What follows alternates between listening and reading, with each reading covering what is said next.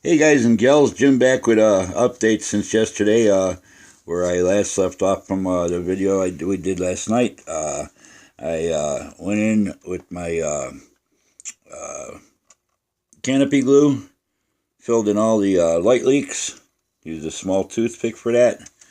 I got the ones in the back and all that, and she's looking pretty good. Very little putty work on the side anywhere. Pretty much everything's closed up pretty nice in that. So we're gonna go from there. Basically, I did tape over. Once I got all that done, I taped off all the clear parts. I went over that. Went over that with tape. Rolled up some masking tape, stuck them in the thruster engines back there, so I wouldn't get no paint in those little openings back there. And gave her a once over a fresh coat of the light aircraft gray testers, light aircraft gray, and all that. And once I was finished with that, I took all the masking tape off because I spray over clear parts and everything. I gave it a nice coat of testers gloss clear to get it ready for decals. I did go over the clear parts for the front engine, the front of the nacelles, the red clear parts. I gave them another coat of clear red to cover them up. And you might be able to pick out, I did, there are, you can notice the two bars that go across. What I used for those, I used these for a lot of models. The last time I used them was on the 1/44 scale Y-wing. I picked up these quite some time back. I use them for detail work. This is Sharpie's permanent markers. You get a gold, a silver, and a copper. I use mainly the copper.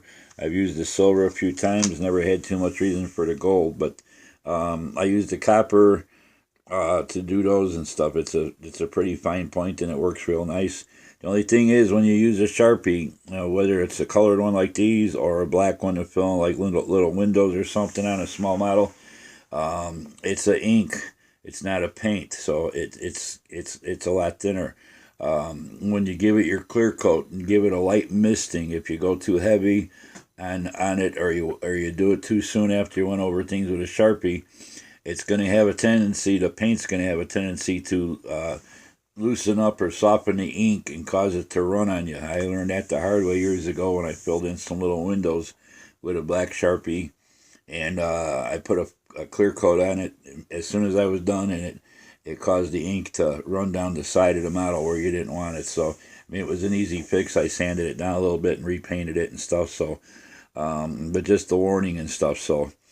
Another thing I wanted to touch base on, as far as diffusing your clear parts and stuff, um, if you want to try something else that I've used it on my 350 original series Enterprise on the front engine nacelle caps. I've used it on the front deflector dish on the big Enterprise 350 refit, and I use it on my 350 scale Klingon bird of prey and the rear engine, the clear part and stuff. You can pick it up at Walmart, basically any place that sells spray paint. I believe it's made by Krylon.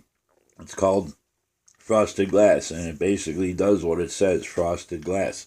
You take any kind of clear part, colored clear parts and stuff, spray it on in real light coats. It is heavier than paint, so it will build up pretty quick. So spray real light coats like mist coats till you get the effect you want.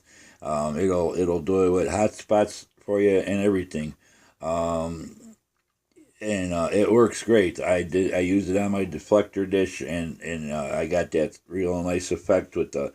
Of course, it has a lot to do with the placement of the LED, but I got that real nice, diffuse effect and stuff. And when it's shut off, it looks just like when it was sitting in dry dock, where it was like that milky white color. And then when the light comes on, it's got the, like I said, it's the position from the LED from the front to the back of the deflector too, but it's got that real nice fade out towards the edges look to it and stuff. So it's another way you can diffuse things and everything. It's not that expensive. It's only $4 a can, not much different than your paints and stuff. So just thought I'd share that with you. So I got this ready for decals. As far as decals go, I wasn't too sure if I was going to use the kit supply decals because the first out of box review I saw on it, Didn't impress me too much. These here darker ones, it looked like they were coming out more like a rosy pink color or something, not a blue. And I was kind of leery about it, and that's kind of, I was hesitant about even buying this model. And then I thought, well, maybe I'll have to paint certain parts of it and stuff, you know, rather than use decals. But upon receiving it and everything, it is a blue. It's not as dark as you see some painted models and stuff. Upon looking at some pictures on the internet of the studio model, most of the colors on the studio model are very light. They're kind of muted, where they kind of almost blend in with the hull color. You know, they're there, but they're faint. They're not real predominant, heavy markings, you know, and stuff. So, but I mean, as far as your your medium blues, your lighter bluish grays, stuff like that, they're pretty good. Um, I was worried about these, but like I said, upon receiving them out and getting a good look at the decals for myself, I'm going to use them. So they're pretty decent, and some of them do have little like the little thruster engine markings inside that color. So you know, if you didn't use them, you'd have to cut those out and stuff, and they're pretty tiny. So, and there are a lot of little tiny decals that make up. And you know, the first thing I'll be doing is going and putting down all the panel decals, or if you want to call them Aztecing pattern decals, whatever you like. Those go down first, then I'll spray another light coat of clear over it and do the registry and all the striping and stuff. You do need to put clear over your bottom layer of decals to put your top ones. If you don't, the decals might not adhere properly. You might get some of that silvering, or they might not want to lay down good for you and all that. And also for beginners, anytime you use decals, you always want to have a gloss finish on your model, a flat finish. The decal's not going to adhere properly. It's going to curl up. You'll get a lot of silvering, what they call, where the decal doesn't stick to the model. And then once you clear coat it, it's really going to show up. And mainly around the edges of the decal too and stuff is where that mostly happens. But so that's about it. And I wanted to share this with you where I'm at. I'll probably start doing decals later on or tomorrow. Probably take a couple days because I like to let them sit.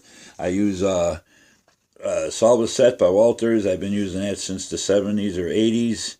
I like that better than Microset and Microsol. Like I said, I've had better luck with this. I have tried Microset. Seems like this does a job better, quicker, and they lay down quicker. And even if you get a little speck of dust or lint that you might not see, you didn't get off of here, once it sets down and starts forming over all the nooks and crannies, it'll pick up that little speck of lint and make it look like you got a rivet someplace that you don't want one. But that's how well it works. It really softens them up big time. It almost turns them almost to liquid. It softens, and they'll really wrinkle on it. They wrinkle a lot more with this stuff than they do with the micro set and all that. So, but I prefer that. You know, everybody prefers their own. They got their own products they like to use, but that's my go-to. But so anyway, thanks for checking out all these videos. I got a lot of people following these videos. I'm hoping it helps you guys out if you want to light one of these models. If there's any beginners that want to learn how to light a model, I hope that helps. It helps you guys out. If you got any questions, feel free to leave them in the comments. I get back to everybody as soon as possible. It's overwhelming, all the people that are following these videos and stuff and checking them out about the Defiant. I'm really appreciative of all you people. So, like I usually tell everybody at the end, thanks for subscribing. Thanks for the new subscribers. Thanks for all your great comments. Thanks for hitting the like button. And until the next time, all you guys take care. Have a good night. Happy modeling. And we'll see you soon. Bye.